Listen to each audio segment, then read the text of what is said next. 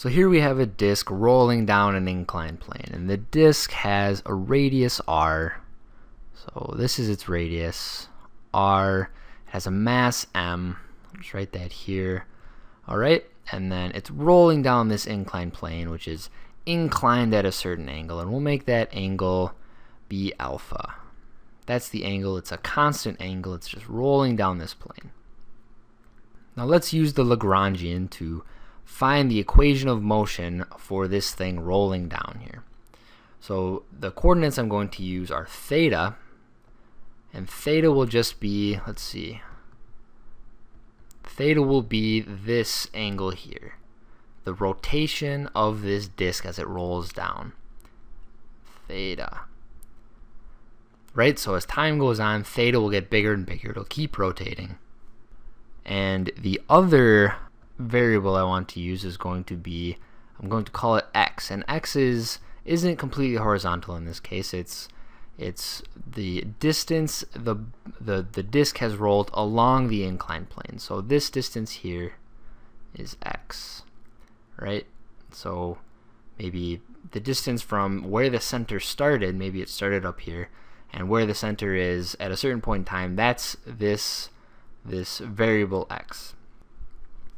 Alright, so let's jump right in and start writing down our Lagrangian. So let's see, so I'm going to use L. L is the Lagrangian, and that's equal to the kinetic energy, T, minus the potential energy, U. So let's start out with T, the kinetic energy. And we can break the kinetic energy up into two parts here. First, we can say the translational kinetic energy, which is just the speed at which this whole bulk mass is moving along in the x direction, right? So it's moving along this inclined plane, and we'll just use this as our speed. So 1/2 times the mass, m, and then x dot is the speed in the x direction, or the velocity, I guess. We're just thinking of it as a one-dimensional thing. So either way, so 1/2 mx dot squared. So that's our translational kinetic energy. Now we can write down our rotational kinetic energy. So I'm going to add here 1/2 times the moment of inertia of this disk. And we won't rederive the moment of inertia for this disk, but I'll just write it down, and it's 1/2 times the mass of the disk times the radius of the disk squared. Right? And so if you've seen rotational motion things before, this is usually the letter I is here if you don't want to write down explicitly what it is. And I is the moment of inertia. And all that is it's the inertia, or the resistance to changes in rotational motion, a lot like mass is. And it depends on the mass of the object, right? And then it also depends on the shape of the object and the radius of the object. So for a disk, we end up getting 1/2 mr squared. And I'll do some videos on rotational motion eventually, but for now, this is the moment of inertia, and then the speed of the rotation is this theta, or theta dot actually. So the rate of change of the angle is the speed of rotation, and we have to square that, right? So it looks a lot like 1/2 mv squared, except I is, instead of just m, we have this moment of inertia because we're talking about rotations. So anyway, this is our kinetic energy term. So now let's write down the potential energy term, and I'm just going to write down this minus sign here. So the only force here, the only thing that has anything to do with the potential energy here is gravity, right? It's falling down, and its potential energy is decreasing. It's gravitational potential energy. So we could say, we could make this our 0 point of kinetic energy, right? And then this, maybe we'll call this L. This inclined plane, it has a vertical length L. So initially I'm just going to put a box around here. Initially, the potential energy was the mass times little g, the acceleration due to gravity, or the strength of the field, however you want to look at it, times L, right? And then as it rolls down here, we're actually decreasing the height. So we're going to subtract m times g times this height. So here it's rolled down to this point, and so it's lost this height right here. This little green bar here represents the distance this disk has fallen as it's been rolling here.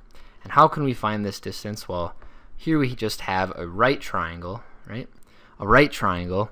This angle is alpha, and then this hypotenuse here is x, right?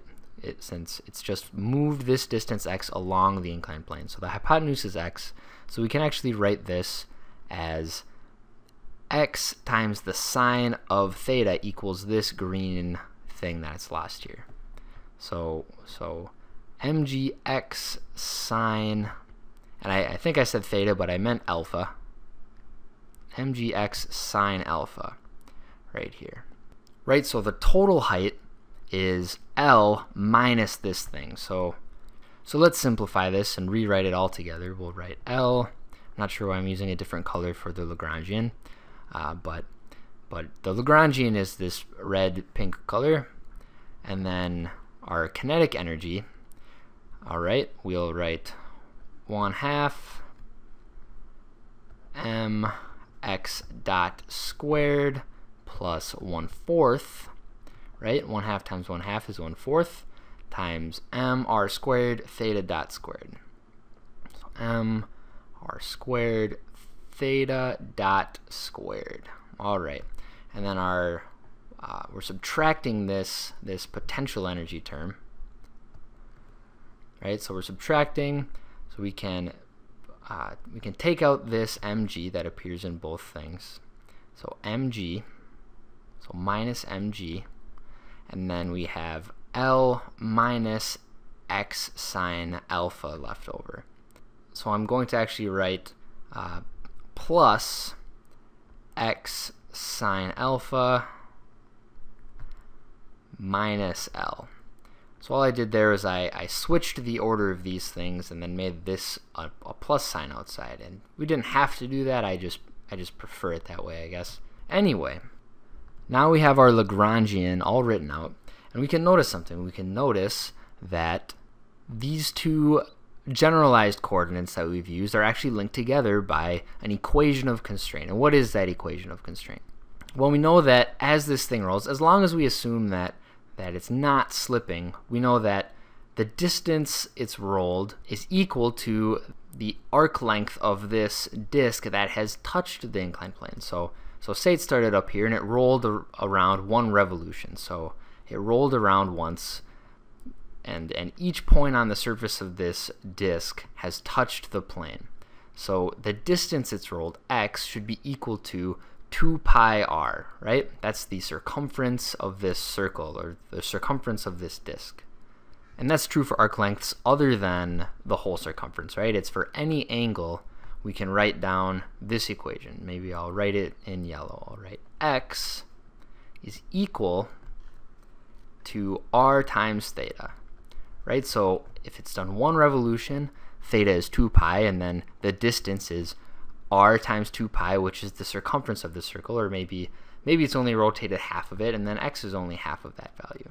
So this here is our equation of constraint. I'll write that down. Equation of constraint.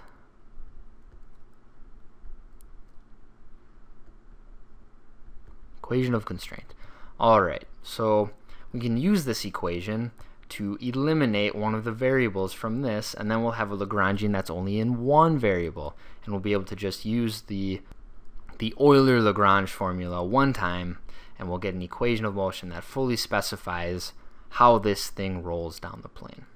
So let's eliminate theta. Since theta only shows up one time, it'll probably be easiest just to eliminate theta.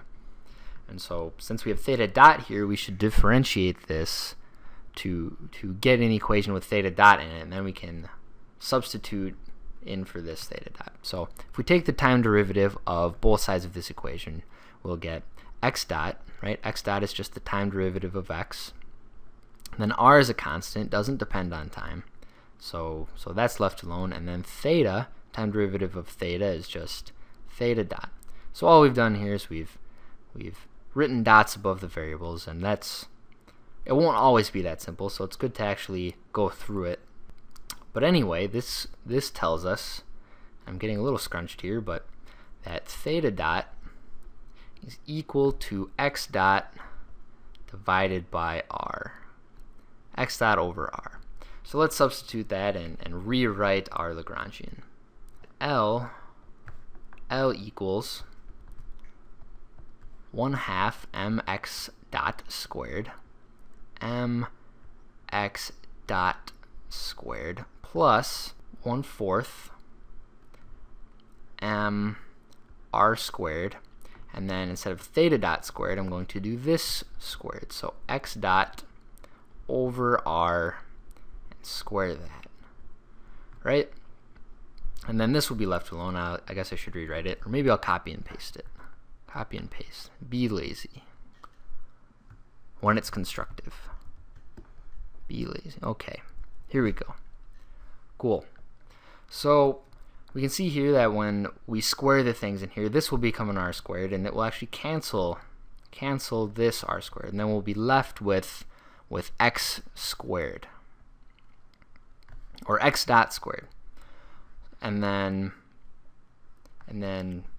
this is 1/2 m x dot squared, and this will be 1/4 m x dot squared. So 1/2 plus 1/4 is 3/4, and then we'll have, in the end, we'll have 3/4 m x dot squared, right? And that's our kinetic energy term. Make L equal to this. And then we can just rewrite our potential energy term. So plus mg x sine alpha minus L. All right. So now we have our Lagrangian just with one variable. And now we can just put it into the Euler-Lagrange formula, perform the derivatives, and we'll have the equation of motion. So let's do that. I'll just use this reddish color. All right, so d dx, right? So partial derivative with respect to x.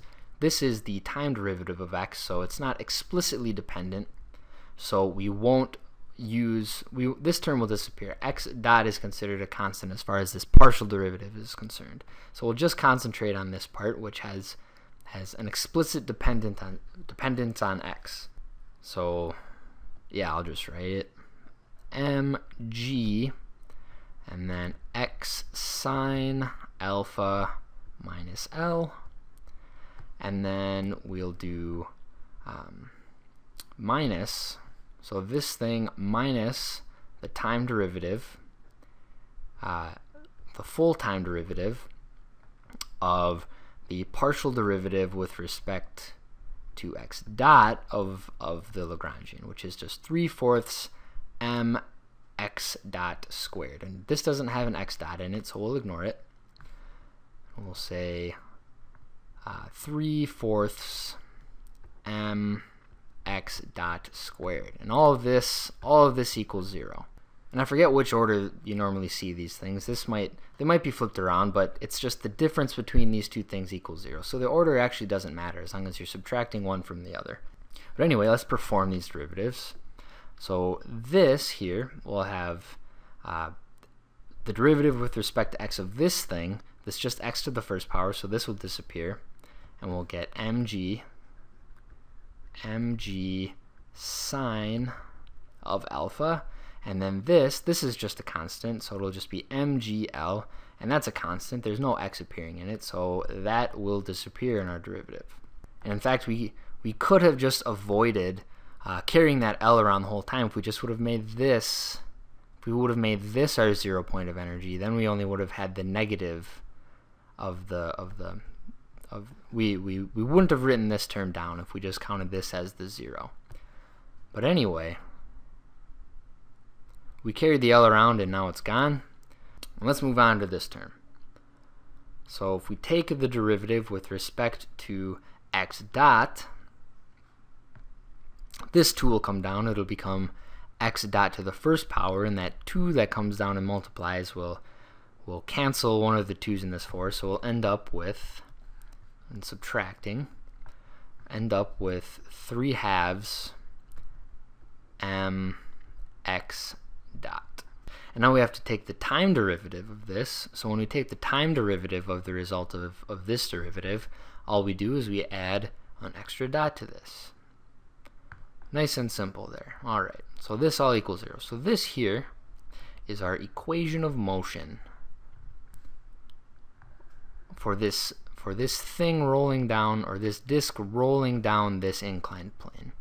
And this wouldn't be too hard of a differential equation to solve, right? We could just integrate with respect to time, and maybe you want to solve for x first, or maybe you don't, but we can just integrate this and we'll get our equation of motion of this thing accelerating down this little. So in this video we used the equation of constraint here to eliminate one of the variables from our Lagrangian. Where did it go? This Lagrangian, right? We had 2 variables. We used this equation to eliminate the theta, and then we only had 1 variable, and we proceeded from there. But in the next video we're going to do this same problem. We're going to start out with our Lagrangian already written down, and instead of using this equation of constraint, we're going to use the method of undetermined multipliers.